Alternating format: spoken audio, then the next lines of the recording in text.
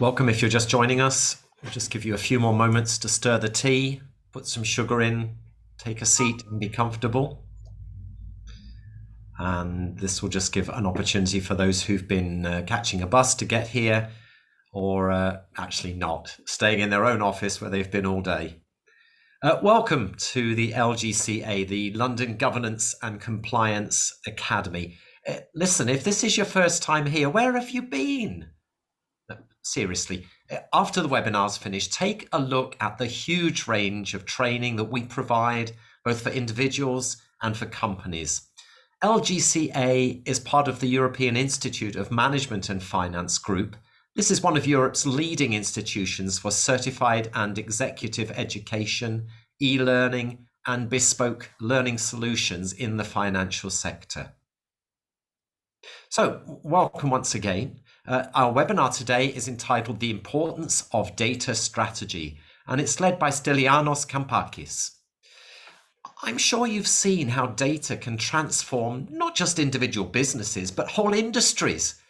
And yet, just collecting data alone is not going to help you to optimize your business.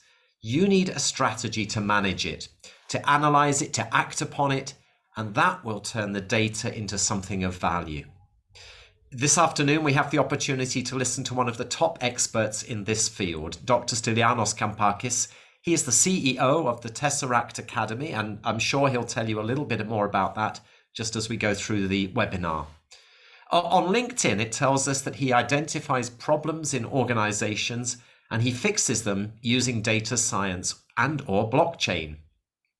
He helps bridge technology and management and has worked with companies of all sizes, from startups right up to corporates. He's also an AI educator and mentor. And today he's here to take us through the importance of data strategy. We hope you'll have some questions. Please, if you do, post them on the Q&A. Don't post them in the Zoom chat. And we'll do our very best to tackle some of those at the end as time allows. Okay, that's quite enough of me. Let me hand you over now to Stylianos. Welcome, Stylianos. We look forward to hearing about the importance of data strategy. Thank you. Yeah, thanks for the introduction, Brian.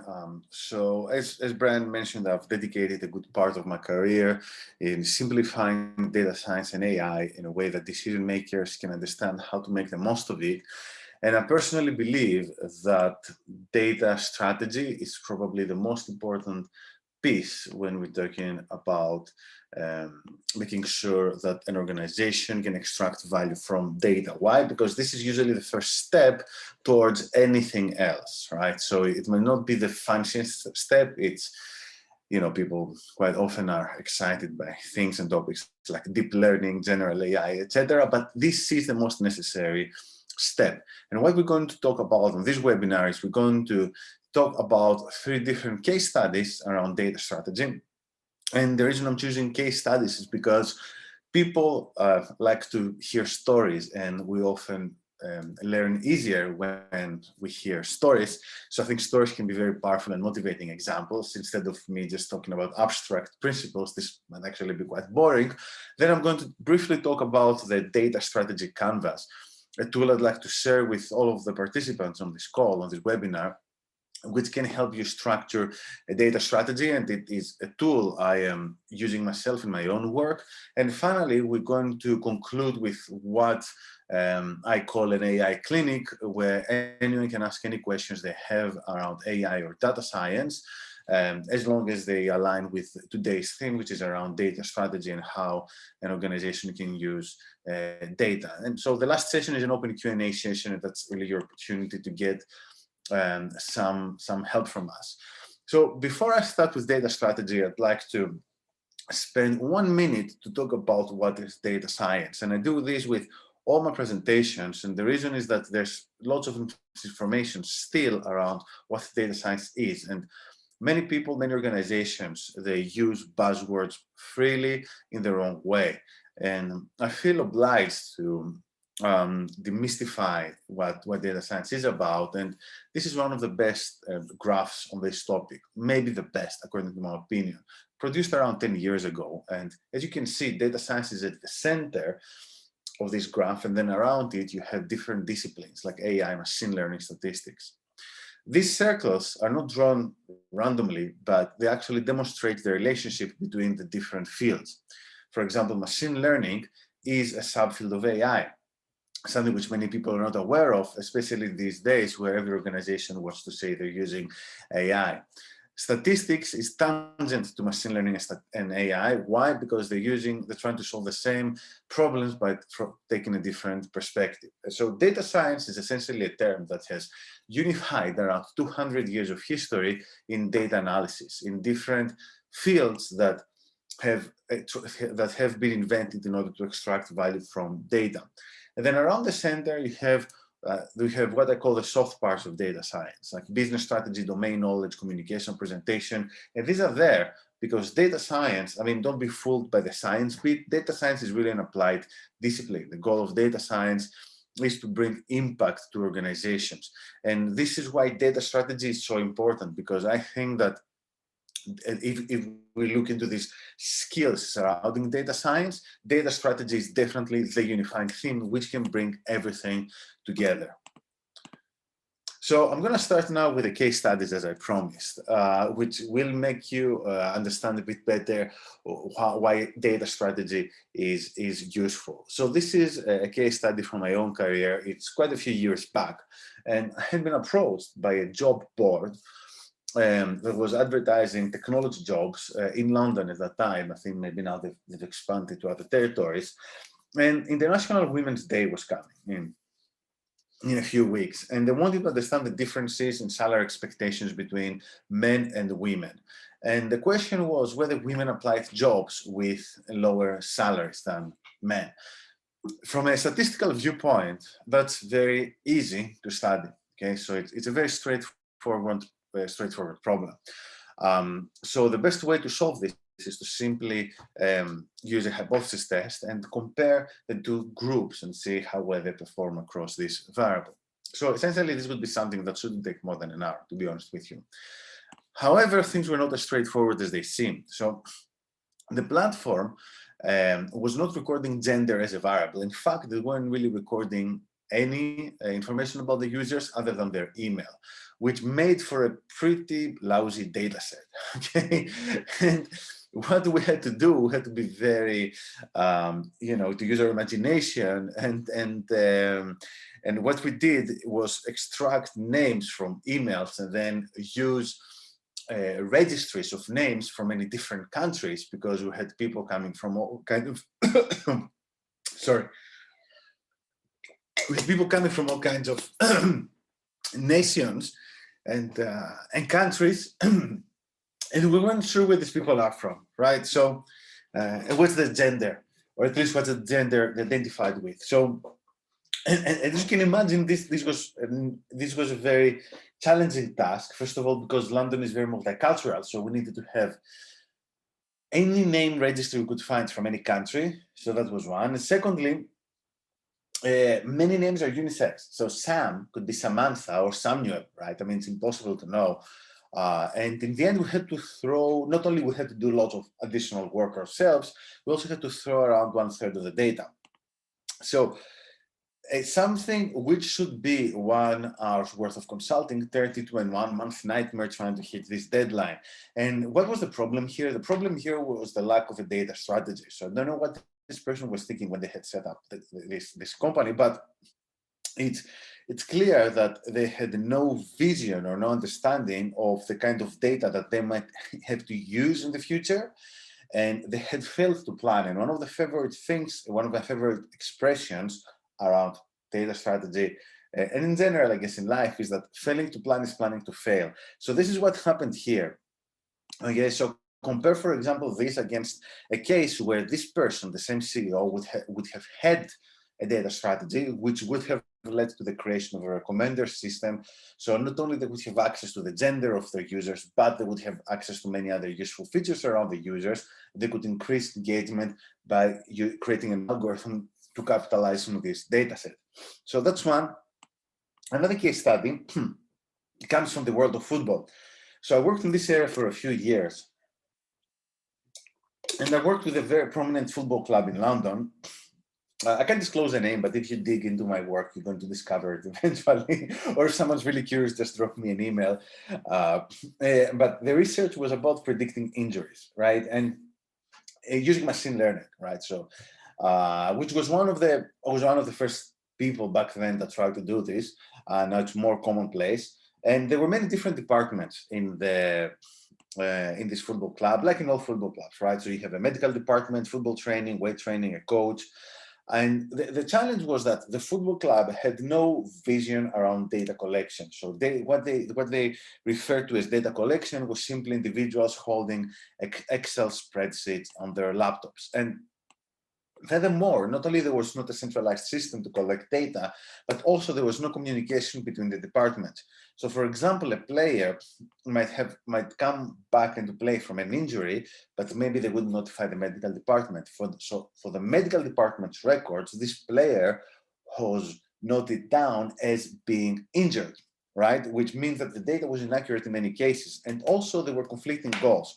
So the medical department wanted to protect the player, whereas the coach wanted to get the player back into the game, right? Which meant that the medical department was trying to massage the data to make injuries look more severe than they are, to protect the player's health. But at the same time, the coach was trying to do the opposite. And which means that not only you didn't have a single source of truth, as we call it these days, not only departments were communicating, but also if you try to uncover a single source of truth, in many cases, you had ended up talking to groups of people with conflicting interests within the same organization. So it was clear that there were issues such as the lack of data transparency, okay, and what in general we call dirty data, which translates in wasted time and effort, and quite a few times it led to the wrong conclusion. So there were a few cases where we had to spend a couple of months working on something, and then someone from some department told us, oh, you know, this pattern we discovered is not real because this is what's happening, so and so. So there was a very steep learning curve, and it took between 1 to 2 years for the club to undergo a process of digital transformation and cultural transformation, to the extent that they were willing and they knew how to use data and unify everything in a way that it could actually be used. And it's clear that, once again, the problem here was not technological. The problem was not the algorithm. The problem was not that they weren't using the latest API or the fastest algorithm, or that they didn't have a team of 10 PhDs in machine learning from Stanford, right? So this was solely a problem of the lack of a data-driven culture and a data strategy, right? And this is another very nice graph that shows how you need different components in order to become what we call data literate, right? Which is another way to call an organization or an individual who are data informed, who are data driven. And why am I sharing all this? So it's clear that if you're on this webinar, you have some interest in data science or AI, and most likely you're a CEO or a decision maker within your organization. Okay, so this means that whether you are a sole entrepreneur, or you are the CEO of a Fortune 500 company, or you are in the middle management or of some SME, it's clear that data is everywhere. And if data is everywhere, you need a strategy to make sure that you're making the most out of this data. And this goes through the full life cycle, right? From even before you collect data down to the point where you actually use this data in order to do things like improve the efficiency in an organization, or add the value in the organization through the creation of data products. So I've seen all kinds of cases. From some of the cases that are advertised with bigger organizations are cases where organizations can cut down on costs, whereas most of the cases with smaller organizations, startups, scale-ups, and SMEs on the lower end of the spectrum are around increasing valuation through unlocking data products, right? But obviously now we see the two words blending, because even now big organizations are out there going through this process. So I was reading, like yesterday actually, how Philips is pivoting towards medical technologies, which means that you have a company which for a long time had like devices like savers, etc., which probably I'm going to need soon, given how long my hair has become with the lockdown and everything. For all those who are not in London, we're still in lockdown here, so excuse my haircut.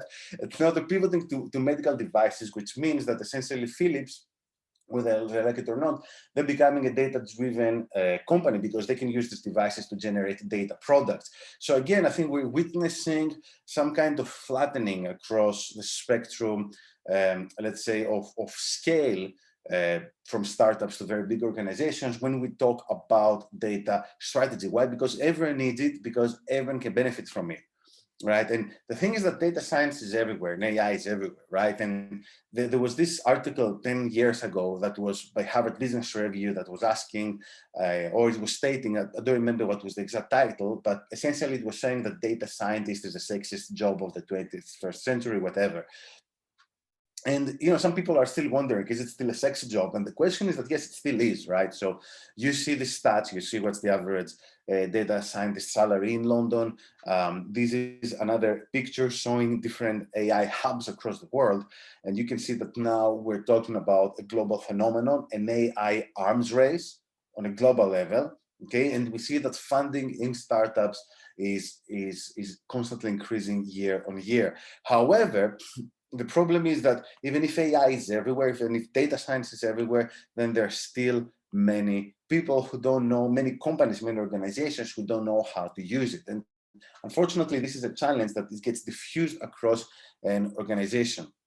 And that's why the Tesseract Academy, and I'm the CEO of the Tesseract Academy, a company that specializes in helping organizations grow through the use of data science and AI, is partnering up with the LGCA in order to provide bespoke in-house training, coaching, or as I personally like to call it, data science and AI coaching to executives and decision makers. And also we're going to provide live online courses and lectures. Okay, and we're also, besides training, we're also providing consulting. Okay, and the thing is that we've seen the same thing repeating again and again, the same mistakes again and again. And it's an interesting phenomenon because it happens across organizations from many different scales. The same mistakes, they try to go for the same solutions, and then they call upon us to solve them. Okay, and really some of the mistakes that we've seen is the companies having no training for the teams or the managers, working with expensive consultants, hiring expensive data scientists,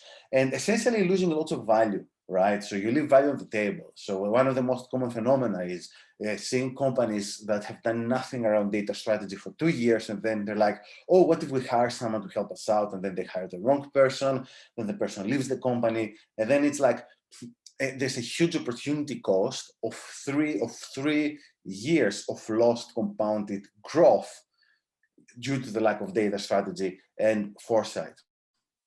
Okay, so and before we go on to the Q&A session, I'd like to briefly talk about some tools which can help you with data strategy. So on this link here, which we can also share on the chat, you'll be able to access some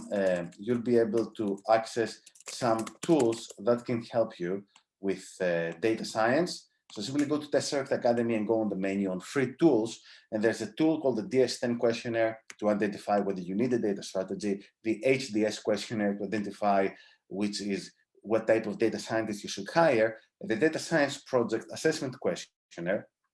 And this is a tool that I promised I was going to show to you, called the data strategy canvas. Okay, and it's one of the tools that I'm also personally using in my practice, and it's a framework. It's a very simple and easy framework for all those who want to design a data strategy. And it's not so much of a canvas as more of a checklist. The goal of this framework is to make sure that you have all the key components in one place, right? So if you're facing a challenge of AI adoption, then this framework can help you better understand what challenges you might encounter and how you might want to approach those challenges. So before I break it down, one of the important things to state is that there are a few different ways, a few different paths that someone can follow towards AI adoption. And one of the best paths is what I call the use case approach. So this is when you start with a specific problem, a specific challenge that you want to address in your organization, and then you build a solution around this, okay? So this data strategy canvas, this tool, this framework is built mostly for companies that are going to take this approach. So the first step is to identify a challenge, and then once you identify a challenge, then you're going to identify the data sources that you need for this challenge. So go back to the first case study that we saw today. The person had a challenge in mind, but they had completely missed the part of the data sources. Then there are 4 considerations around those data sources, right? The appropriateness, the nature, the time, and the cost of the data. So you need to take all this into account in order to understand whether you have the financial resources or the human resources in order to deal with this problem. Again, these are some of the topics that we go in more depth during our full workshops, because if I now start talking about each one of these topics, we're going to spend like 2 hours. We don't have this time, unfortunately, for us today, but we're going to be running more events, yeah? And then the method and the success criteria are very important. And obviously the method is something which goes, the exact method, the exact details behind the method are down to the data scientist, but something which many decision makers make, a mistake that many decision makers make, is that they don't own the solution. And what I mean by that is that the decision makers should be able, at least from a high level, to understand how the components come together. And this is where many decision makers completely miss the mark. So they just get confused with all the buzzwords and all the different technologies out there. And we believe that this is part of our program. So that what we do is we educate decision makers so that they know what kind of technology they should use to solve the problem. Why? That's super important, because if you don't know this, how are you going to hire the right person? How you're going to know whether you have to use some commoditized service or hire someone to actually build something from scratch for you? You don't, right? And this is why it's so important to own this solution. And then the success criteria, right? The KPIs. And then this obviously is connected to the people, as I mentioned, whom you should hire. And finally, the culture. And we saw a very good case study earlier about how the absence of a data-driven culture can be very catastrophic for organizations of any size. So this was a free event, okay? We provide, we also run workshops, online workshops on data strategy and data science for decision makers. We also provide one-on-one coaching, or data science and AI coaching, as I like to call it.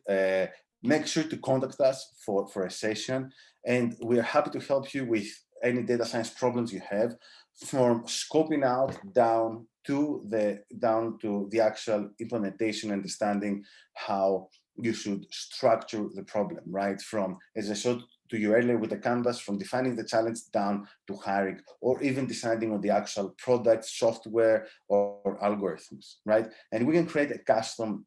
And we also run programs for teams. So if you feel that your team needs some training or certain areas of data science or AI or data strategy, we're more than happy to even design bespoke programs for you. And I've also written up a book on that topic called The Decision Maker's Handbook to Data Science. More than happy to share this freely with you. If you're gonna get it on paperback, it's on Amazon. It's actually 5-star rated, but we're very happy to share a free PDF with you. Just make sure to contact us at info@lgca UK, and we'll make sure you get a copy. So thank you. And now that was it for the presentation. And now we're moving to the Q&A session, which is an open session for anyone dealing with challenges relating to data science or AI. The format of the session is that you're going to ask a question, and then I'm going to try to give you the best answer as I can, given the time constraints. If there are like quite a few people asking questions, please be patient, because we have to basically answer one question at a time. But I think it's going to be useful for everyone if you stay until the end of the session, because sometimes when you hear about other people's challenges, then you might come up with ideas for your challenges. Stylianos, thank you very much. We have a question here which is on the Q&A. Let me read it out for those who maybe can't see it at the moment. Thank you for posting. It says, what do you say to the manager, the hypothetical manager, who thinks that there are no kudos to be won in data management, just tedious tasks with no rewards, and that data science is really best left to others, not the manager? How do you feel about that? Yeah, so that's a very interesting question because in the full workshop, there's actually a session called data management from a decision maker's perspective. Okay, Mm. and this is a very important session of the full workshop because data management, and like other parts of data science, need to be owned by the decision maker to some extent. And the reason is that data management directly interacts. I mean, there's a huge technical component there, right? But many people think that it's only this, right? That there's nothing else around. And that's false because data Yes. management interacts very closely with the business model of an organization. Why? Because the kinds of data you can collect really depend on your business model. So I mentioned Philips earlier. So Philips sell devices. So there's a huge question around how they can capitalize on the data that the devices might be able to collect. And then this obviously then takes you to other places like legal issues, data management, like different regulations, different countries, etc. Right? And again, this is very closely aligned with data management because the actual let's say technical possibilities are going to open up business possibilities, and then the business decisions are going to trickle down on what the technical decisions are going to be. Mm. And again, I think one of the keys of what I call data science and AI for decision makers is that decision makers, they think quite often that data science is something purely technical, and that's false. Data science is technical once you have everything else in place. If you have a data strategy, a data-driven culture in place, if you're aware of how data science interacts with the business model and all these things are working in harmony, then you can let data scientists and data engineers do their bit. But if you just outsource things to data scientists, that's like me, I don't know, running a business in the consumer space and having no idea about what's the right product market fit, having no idea about my audience, and then assuming that I can just outsource marketing to some random person, right? Mm. So this Mm. sounds a bit like a crazy idea, but this is what many people think data science is like. Stelianos, I'm prompted to ask as well, following on from that, you're talking about the decision maker.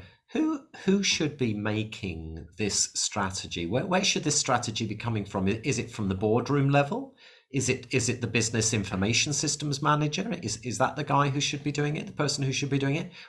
Who's making these decisions about strategy? I think this depends really on the organization. It depends on Mm. how an organization is structured. But the important thing is that to note is that these decisions are not going to be made by a data scientist, no matter how senior Right. they are. Yeah. It might go up all the way to a chief information officer. I think if Mm. we're talking about smaller organizations, let's say 50 people or less, then it has to go. I think the CEO needs to own Yes, this. it should go to the top. Yes. Yeah, Mm. definitely, definitely. Yes. I'm going to move on because there's another question here from Peter Wilson. The question is, how does a firm manage the consistency of data entry? He talks here about putting in the name of a bank, such as HSBC, in different formats. This seems to be a bit of a common problem. What can you help us with on that? Yeah, I guess this is a problem that's entirely solvable, and it's 100% related to the challenge I showed you Mm. earlier around this football club, because one of the problems that this football club faced was the lack of data standards. There are some medical standards around injuries and diseases and conditions, but this football club wasn't really using any of them. And there are solutions to this, but they require a combination of technical expertise and digital transformation on the cultural level. So if you want to, so essentially what you need to do is you need to create a data dictionary on Mm. one hand in order to help you consolidate data that have been collected in this way until now. And then moving on, you need to establish some certain procedures of data collection and data literacy within the organization. So people are forced to provide entries in a certain way. And if they have some freedom as to how they can provide this information, like free text, then they're at least aware of some of the challenges that might Mm. exist around free text. So I think that's an Mm. excellent question that It demonstrates is. how the technical part Yes. needs to work in synergy with the high level aspects.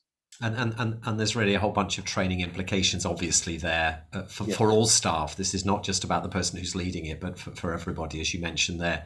Putting data in the right format is clearly more important than almost anything else. Otherwise, we have no data product at the end, no useful result at the end.